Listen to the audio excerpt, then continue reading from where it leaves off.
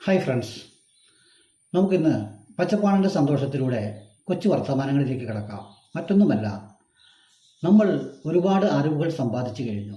നമ്മൾ അറിവുകളുടെ ഒരു കേദാരം അല്ലെങ്കിൽ അറിവുകളുടെ ഒരു കൂടാരമായി മാറിയിരിക്കുന്നു നമ്മുടെ മനസ്സ്. എന്നാൽ നമ്മുടെ മനസ്സും ശരീരവും എങ്ങനെയാണ്?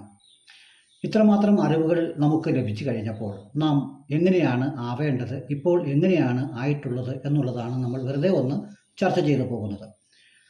ഇഷ്ടമല്ലാത്തവർക്ക് സ്കിപ്പ് ചെയ്ത് പോകാം. വെറുതെ ഒരു രസം, അത്രമാത്രം. നാം ആരാണ്, നമ്മൾ ഇപ്പോൾ എന്താണ്, നമ്മൾ ഇനി എങ്ങനെയാണ് മുമ്പോട്ട് പോകുന്നത് എന്നുള്ള വെറുതെ ഒരു വർത്തമാനം, അത്രമാത്രം. സ്നേഹം നിറഞ്ഞവരെ, അറിവുകൾ നമുക്ക് ഒരുപാട് ഉണ്ട് എന്ന് നാം പറഞ്ഞു കഴിഞ്ഞു. നമ്മൾ അറിവുകൾ കൂടുന്തോറും നമ്മൾ നമ്മളിലേക്ക് ഉൾവലിയുന്നു. എൻ്റെ വീടിൻ്റെ ചുറ്റുമതിലാണെങ്കിൽ 1.5 ആൾ പൊക്കമുണ്ട്. അതിനോടനുബന്ധിച്ചുള്ള വലിയ ഭീമാകാരനായ ഒരു ഗേറ്റും ഞാൻ സ്ഥാപിച്ചിട്ടുണ്ട്. അകത്തു നിന്നും പുറത്തു നിന്നും താഴിട്ട് പൂട്ടാവുന്ന സംവിധാനത്തിൽ അകത്തു നിന്ന് താഴിട്ട് പൂട്ടിയിരിക്കുകയാണ്. മറ്റൊരു ചെറിയ ഗേറ്റിലൂടെ ഞാൻ മെല്ലെ പുറത്തേക്ക് കടക്കുകയും അകത്തേക്ക് കടക്കുകയും ഒക്കെ ചെയ്യുന്നു. അകത്ത് കാവൽക്കാരായി 2 വലിയ നായ്ക്കളുമുണ്ട്. അവയ്ക്ക് യഥേഷ്ടം വിശിഷ്ട ഭക്ഷണങ്ങളാണ് ഞാൻ കൊടുത്തുകൊണ്ടിരിക്കുന്നത്.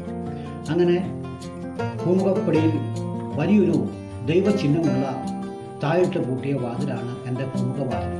ആ വാതിൽ തുറന്ന് ഞാൻ മെല്ലെ അകത്ത് കടന്ന് അതിനകത്ത് വിശാലമായ ഒരുപാട് മുറികളുണ്ട്. അതിൻ്റെ നടുഭാഗത്തായി ഒരു വലിയ ഇടം കുറഞ്ഞ എന്നാൽ നീളം കൂടിയ ഒരു മുറിയിൽ പൂജാമുറിയുമുണ്ട്.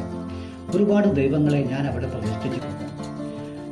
രാവിലെയും വൈകിട്ടും ഞാൻ ആ വാതിൽ മെല്ലെ തുറന്ന് അതിനകത്ത് വച്ചിരിക്കുന്ന വിളക്കുകളും ദീപങ്ങളും ഒക്കെ തെളിച്ച് ഞാൻ അല്പം ചന്ദനത്തിരിയും കുന്തിരിക്കവും എല്ലാം പുകച്ച് അങ്ങനെ ഒരു ആവി പൂർണ്ണമായ ഒരു ഇടുങ്ങിയ മറ്റ് ഗന്ധങ്ങൾ കൊണ്ടുമൊക്കെ തിങ്ങി നിറഞ്ഞൊരു മുറിക്കകത്ത് വാതിലടിച്ചിരുന്ന് ഞാൻ ഈ ദൈവങ്ങളോടൊക്കെ പലതും പറയാറുണ്ട്. ഒരുപാട് കാര്യങ്ങൾ പറയാറുണ്ട്.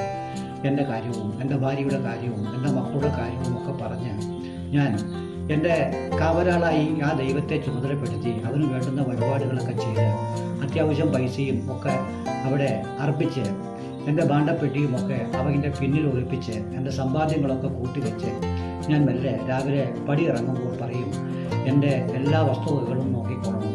കാരണം എൻ്റെ കാവലാളാണല്ലോ താങ്കൾ എന്ന് പറഞ്ഞ് ദൈവത്തോട് സ്തുതി പറഞ്ഞ് വൈകുന്നേരമാകുമ്പോഴേക്കും നമ്മൾ തിരികെ വരും. അങ്ങനെ വരുമ്പോൾ ദൈവമാണെങ്കിൽ എങ്ങനെയാണ് ഈ നമ്മുടെ വസ്തുവകകൾ കാക്കുന്നത്? ശ്വാസം മുട്ടി നമ്മളാണെങ്കിൽ പോലും അതിനകത്ത് 1 മണിക്കൂർ തികച്ചിരിക്കില്ല. അപ്പോൾ അങ്ങനെയുള്ള സ്ഥാനത്ത് എങ്ങനെയാണ് ദൈവം ഇരിക്കുന്നത്? നിങ്ങൾ ഒരുപക്ഷെ എന്നോട് അനാവശ്യമായ ചോദ്യങ്ങൾ ചോദിച്ചേക്കാം, അല്ലെങ്കിൽ തെറി പറഞ്ഞേക്കാം. ഇതൊക്കെ സ്വാഭാവികമാണ്. ഞാൻ നിങ്ങളോട് യാഥാർത്ഥ്യങ്ങൾ പറയുന്നു എന്ന് മാത്രം. നിങ്ങൾ കൂട്ടിയിട്ടിട്ട് പോന്നിരിക്കുന്ന ദൈവം ആരാണ്? ഈ ദൈവത്തെ നിങ്ങൾ എങ്ങനെയാണ് സ്പർശിക്കുക? ഈ ദൈവം നിങ്ങളെ എങ്ങനെയാണ് കാക്കുക? നിങ്ങളുടെ മനസ്സ് എവിടെയാണ്? നിങ്ങൾ അറിവുകൾ സമ്പാദിച്ചപ്പോൾ നിങ്ങൾ ഇപ്പോൾ എവിടെയാണ് വന്നിരിക്കുന്നത്? മുസ്ലിം ആണെങ്കിൽ എടുക്കാത്ത കുറച്ച് നാണയത്തുണ്ടുകൾ കൊണ്ടുപോയി ഏതെങ്കിലും കാണിക്ക വഞ്ചിയിൽ നിക്ഷേപിക്കുന്നു.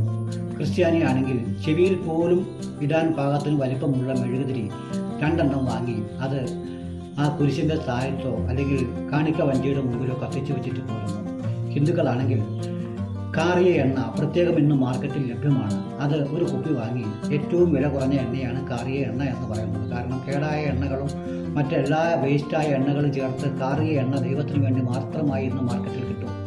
അത്തരം ഒരു കുപ്പി എണ്ണയും മേടിച്ച് 2 തിരിയും വാങ്ങിച്ച് എവിടെയെങ്കിലും ഒന്ന് കുളത്തി വെച്ച് അങ്ങനെ ഹിന്ദുക്കൾ അങ്ങനെയും പ്രാർത്ഥിക്കുന്നു. എല്ലാവരും ഈ കാര്യത്തിൽ സമന്മാരാണ്. ഞാൻ ഒരു ഭാഗത്തെയും കുറ്റപ്പെടുത്തുന്നില്ല. ഞാൻ കുറ്റപ്പെടുത്തുന്നത് മനുഷ്യനെന്ന വ്യക്തിയെ മാത്രമാണ്. ഇതിനകത്ത് ജാതിയോ മതമോ മറ്റൊന്നും ഞാൻ കാംക്ഷിക്കുന്നില്ല. ഇന്ന് ലോകത്ത് നടക്കുന്ന സംഭവ വികാസങ്ങൾ എങ്ങനെയാണ്? അറിവുകൾ കൂടിക്കൂടി നാം ഈ കണ്ടീഷനിലേക്ക് എത്തിയിരിക്കുകയാണ്. ദൈവത്തെ നമ്മുടെ കാവലാളായി വീടിൻ്റെ ഉള്ളിൽ അടച്ചു പൂട്ടി പുകച്ചു വെച്ചിട്ട് പോന്നിരിക്കുകയാണ്. വൈകുന്നേരം ചെല്ലുമ്പോൾ ദൈവം ഒരു പക്ഷേ നമ്മളോട് പറയും, എനിക്ക് ആരെയും ഒന്നും കാക്കാൻ കഴിഞ്ഞിട്ടില്ല, കാരണം ഞാൻ ബന്ധസ്ഥനാണ്. നീയാണല്ലോ ദൈവം, അതുകൊണ്ട് നീ തന്നെ കാത്താൽ മതി, നീ തന്നെ സൂക്ഷിക്കുക നിന്റെ മുതൽ എന്നാണ് പറയുന്നത്. എന്നാൽ അല്പം ദൈവയുടെ നമ്മുടെ ചുറ്റുപറ്റും ഓടിക്കൂടുന്ന നമ്മുടെ നായ്ക്കൾ നമ്മളോട് ഒരുപാട് സ്നേഹം പ്രകടിപ്പിക്കുന്നുണ്ട്. നമ്മൾ അങ്ങനെ എല്ലാം കഴിഞ്ഞ് വൈകുന്നേരം വന്ന് ഓരോ കാര്യങ്ങളുടെ കണക്കുകളെല്ലാം കൂട്ടി ഉള്ള സമ്പാദ്യങ്ങൾ വീണ്ടും ഈ പൂജാമുറിക്കകത്ത് കൊണ്ടുപോയി നിക്ഷേപിച്ച് പാണ്ഡപ്പെട്ടിയിൽ നിക്ഷേപിച്ച് വീണ്ടും ദൈവത്തെ കാവലാളായി നമ്മൾ ഉറങ്ങാൻ കിടക്കുകയാണ്. ഉറങ്ങാൻ കിടക്കുമ്പോൾ പെട്ടെന്ന് നായ്ക്കൾ കുരയ്ക്കുന്നു. അപ്പോൾ ആരോ വന്നിട്ടുണ്ടാവും, ആരാണാവോ എന്നുള്ള ആദിയിൽ മെല്ലെ എണിച്ച് ലൈറ്റൊക്കെ ഇട്ട് നോക്കുമ്പോൾ ആരുമില്ല. വീണ്ടും നമ്മൾ ഉറങ്ങാൻ കിടക്കുന്നു. വീണ്ടും നായ കുരയ്ക്കുന്നു. അപ്പോഴും നമ്മുടെ ഉറക്കം കെടുകയാണ്. കാരണം നമ്മുടെ പൂജാമുറിക്കകത്തുള്ള നമ്മുടെ സമ്പാദ്യങ്ങൾ ആരെങ്കിലും അപഹരിക്കുമോ, ആരെങ്കിലും മറ്റുള്ളവർ വന്നിട്ടുണ്ടാവും, ആരാണ് എന്നുള്ള ചിന്തയിൽ നമ്മളുടെ ഉറക്കം കിട്ടുന്നു.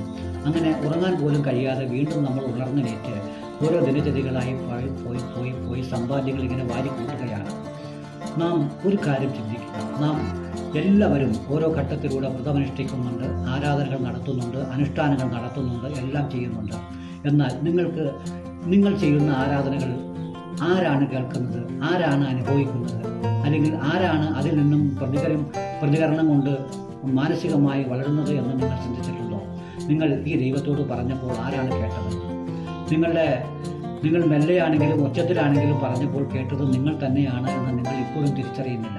യഥാർത്ഥത്തിൽ ഇവിടെ മാറേണ്ടത് ആരാണ്? നിങ്ങൾ തന്നെയാണ്. നിങ്ങളുടെ ഗേറ്റുകൾ നിങ്ങൾ 2 താഴിട്ട് പൂട്ടിയിരിക്കുന്നു. നിങ്ങളുടെ മതിലിന് ചുറ്റുവട്ടത്തുള്ള അല്ലെങ്കിൽ മതിലിന് വെളിയിലുള്ള പോകുന്നവരാരാണ് എന്ന് നിങ്ങൾക്കറിയില്ല. അവിടെ ഒരാൾ വന്ന് കൈ നീട്ടിയാൽ നിങ്ങളുടെ നായ്ക്കൾ കുരയ്ക്കുന്നു. അപ്പോൾ നായിനെ കണ്ട് പേടിച്ച് അയാൾ മുമ്പോട്ട് പാഞ്ഞു പോകുന്നു. ഇത് നിങ്ങൾ മനസ്സിലാക്കിയിട്ടില്ല. നിങ്ങൾ വ്രതമനുഷ്ഠിക്കുന്നു. നിങ്ങൾ വിശപ്പറിയാനാണ് വ്രതമനുഷ്ഠിക്കുന്നത് എങ്കിൽ നിങ്ങളെ ഒരാൾ ഒരു മുറിയിൽ ഒരു 24 അല്ലെങ്കിൽ ഒരു 40 മണിക്കൂർ നിങ്ങളെ ഒന്ന് പൂട്ടിയിടട്ടെ. അതല്ലാതെ നിങ്ങൾക്ക് വ്രതത്തിൻ്റെ കാര്യമോ വിശപ്പിൻ്റെ വിളിയോ അറിയാൻ കഴിയില്ല. നിങ്ങളെ ഒരാൾ 40 മണിക്കൂർ പൂട്ടിയിട്ടാൽ ഒരു പക്ഷേ നിങ്ങൾ വിശപ്പ് എന്താണെന്ന് അറിയും. അതല്ലാതെ നിങ്ങൾ വിശപ്പറിയില്ല. വ്രതമനുഷ്ഠിച്ചുകൊണ്ട് നിങ്ങൾ വിശപ്പറിയില്ല. കാരണം നിങ്ങൾ വ്രതമനുഷ്ഠിച്ചുകൊണ്ട് നിങ്ങൾക്ക് കഴിക്കുവാനുള്ള വിഭവസമൃദ്ധമായ സദ്യകൾ നിങ്ങൾ ഒരുക്കിക്കൊണ്ടിരിക്കുകയാണ്. വ്രതമനുഷ്ഠിച്ച് കഴിയുമ്പോൾ കഴിക്കാനായി. അങ്ങനെയുള്ള ഒരാൾക്ക് എങ്ങനെയാണ് വ്രതം അനുഷ്ഠിച്ച് വിശപ്പറിയാൻ കഴിയുക? നിങ്ങൾ എല്ലാ ഏകദാശിയും അതുപോലെ ഓരോ വ്രതങ്ങളും ഓരോ മതങ്ങളിലുമുള്ളവർ അനുഷ്ഠിക്കുന്നുണ്ട്. ഇപ്പോഴാണെങ്കിൽ ഈ കർക്കിടക മാസം വരുന്നു. എല്ലാവരും രാമായണ മാസമായി ആചരിക്കുകയാണ്. ഇപ്പോൾ രാമായണം വായിക്കണമെങ്കിൽ ഒരു മാസം വേണമെന്നാണ് പറയുന്നത്. എന്നാൽ പ്രത്യേകിച്ച് ഏക ശ്ലോക രാമായണം ഇന്ന് മാർക്കറ്റിൽ ലഭ്യമാണ്. കാരണം 6 വരിയിൽ ഒതുങ്ങുന്ന ഒരു രാമായണമാണത്. അത് വായിച്ചാൽ മതി എന്നുള്ള കാര്യത്തിലേക്ക് നിങ്ങൾ എത്തിയിരിക്കുന്നു. ക്രിസ്ത്യാനികളാണെങ്കിൽ 50 നോമ്പിന് പകരം 3 നോമ്പ് അനുഷ്ഠിച്ചാൽ മതി എന്നുള്ള തരത്തിലേക്ക് കാര്യങ്ങൾ എത്തിയിരിക്കുന്നു. മുസ്ലിങ്ങളാണെങ്കിൽ നിങ്ങൾ ദാനം ചെയ്യുകയോ വ്രതമനുഷ്ഠിക്കുകയോ മറ്റു കാര്യങ്ങളൊക്കെ ചെയ്യുന്നതിന് പകരം വളരെ ഒരു നിമിഷമെങ്കിലും നിങ്ങൾ ഒന്ന് ധ്യാനിച്ചിരുന്നാൽ മതി എന്നുള്ള തരത്തിലേക്ക് ഓരോരുത്തരും മാറിക്കൊണ്ടിരിക്കുന്നു. അപ്പോൾ ഈ കർമ്മങ്ങളൊക്കെ അതുപോലെ തന്നെ ശബരിമലയിൽ 41 ദിവസം വ്രതമനുഷ്ഠിച്ചായിരുന്നു പോയിക്കൊണ്ടിരിക്കുന്നത്.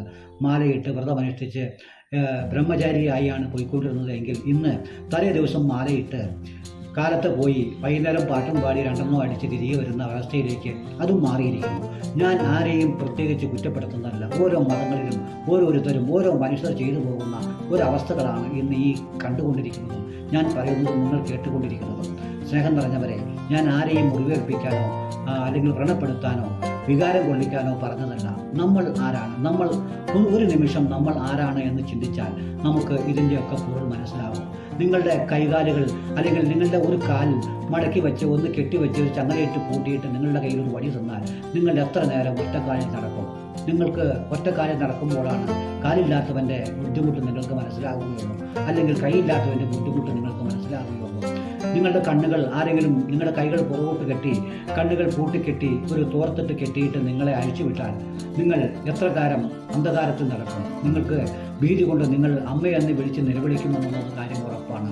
കണ്ണടച്ചിരുന്ന് നോക്കുമ്പോഴേ കണ്ണിൻ്റെ കാഴ്ച നിങ്ങൾക്ക് മനസ്സിലാകും.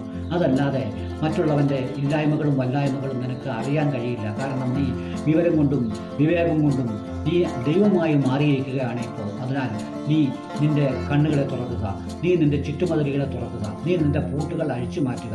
ആദ്യം തന്നെ നീ നിൻ്റെ കെട്ടുപാടുള്ള പൂട്ടിക്കെട്ടിയിട്ടുള്ള നിൻ്റെ മനസ്സിൻ്റെ ജാലകങ്ങൾ തുറക്കുക. കാരണം ആ മനസ്സ് നിനക്ക് മാത്രമേ തുറക്കാൻ കഴിയൂ. കാരണം വാതിലുകളും ജനലുകളും തമ്മിലുള്ള വ്യത്യാസം എന്തെന്ന് വെച്ചാൽ വാതിലുകൾ അകത്തു നിന്നും പുറത്തു നിന്നും പൂട്ടുകയും തുറക്കുകയും ചെയ്യാം. എന്നാൽ ജനലുകൾ അകത്തു നിന്ന് മാത്രമേ പൂട്ടാനോ തുറക്കാനോ കഴിയുകയുള്ളൂ. അത് നിൻ്റെ മനസ്സാണ് ജനൽ എന്ന് നീ മനസ്സിലാക്കുക. നിൻ്റെ മനസ്സുകൾ ആദ്യമേ നിൻ്റെ മനസ്സിൻ്റെ കിളിവാതിൽ ഒന്ന് നീ തുറക്കുക. സ്നേഹം നിറഞ്ഞവരെ, ഞാൻ മറ്റൊന്നും പറയുന്നില്ല. നിൻ്റെ മനസ്സുകൾ അടച്ചിട്ടിട്ട് നീ വേറെ എന്ത് ചെയ്തിട്ടും കാര്യമില്ല എന്ന് നീ മനസ്സിലാക്കുക. നീയും ഞാനും മനുഷ്യരാണ്. നമ്മൾ അറിവ് കൊണ്ട് ഒരുപാട് അമ്മാനമാടുന്നുണ്ട്, അറിവുകൾ വാങ്ങിക്കൂട്ടിയിട്ടുണ്ട്. മതപ്രഭാഷണങ്ങൾ കൊണ്ടും ആരാധനകൾ കൊണ്ടും അനുഷ്ഠാനങ്ങൾ കൊണ്ടും പൂജാകർമ്മങ്ങൾ കൊണ്ടും സകലമാന ദൂരെയുള്ള അമ്പലങ്ങളിലും അതുപോലെ മക്കത്തും മദീനയിലേക്കും ജെറുസലേമിലേക്കും എന്ന് വേണ്ട തീർത്ഥാടനങ്ങൾക്കായിട്ട് എല്ലാ ആരാധനാലയങ്ങളിലേക്ക് നമ്മൾ ഓടുകയാണ് പാപം പൊറുക്കാൻ. എങ്ങനെയാണ് പാപം പൊറുക്കുക? എവിടെയാണ് നിങ്ങൾ ചെയ്തു പോയിട്ടുള്ള പാപം പൊറുക്കുക? നീ തന്നെ അതിന് വഴി കണ്ടെത്തണം, നിന്റെ മനസ്സ് തുറക്കണം എന്ന് മാത്രം പറഞ്ഞുകൊണ്ട് ഇന്നത്തെ പ്രഭാത വർത്തമാനം ഞാനിവിടെ അവസാനിപ്പിക്കുന്നു. എന്നെ കേട്ട നിങ്ങൾക്കേവർക്കും സന്തോഷവും നന്മയും ഉണ്ടാകട്ടെ എന്ന് ഞാൻ ആഗ്രഹിക്കുന്നു. ഞാൻ ആഗ്രഹിച്ചുകൊണ്ട് നിങ്ങൾക്ക് നന്മ ഉണ്ടാകുകയില്ല എന്നെനിക്കറിയാം. എന്നാൽ എന്നെ കേൾക്കുമ്പോൾ, നിങ്ങൾ അത് കേൾക്കുമ്പോൾ നിങ്ങളായി തന്നെ മാറും. അപ്പോഴാണ് അത് നന്മ ഉണ്ടാകുക എന്ന് നിങ്ങൾ തിരിച്ചറിയുക. സ്നേഹം നിറഞ്ഞവരെ, ഈ ചാനൽ സബ്സ്ക്രൈബ് ചെയ്യാത്തവരാരെങ്കിലും ഉണ്ടെങ്കിൽ, എന്നെ കേൾക്കുന്നവർ ഇഷ്ടമാണെങ്കിൽ പച്ചപ്പാണെങ്കിൽ സന്തോഷം എന്ന ചാനൽ സബ്സ്ക്രൈബ് ചെയ്യുക, ബെല്ലൈക്കൺ കൊടുക്കുക, ഓൾ ഓപ്ഷൻ ക്ലിക്ക് ചെയ്ത് സഹകരിക്കുക. എന്നെ കേട്ടവർക്ക് ഒരിക്കൽ കൂടി നന്ദി പറഞ്ഞുകൊണ്ട് നിർത്തട്ടെ. Good bye.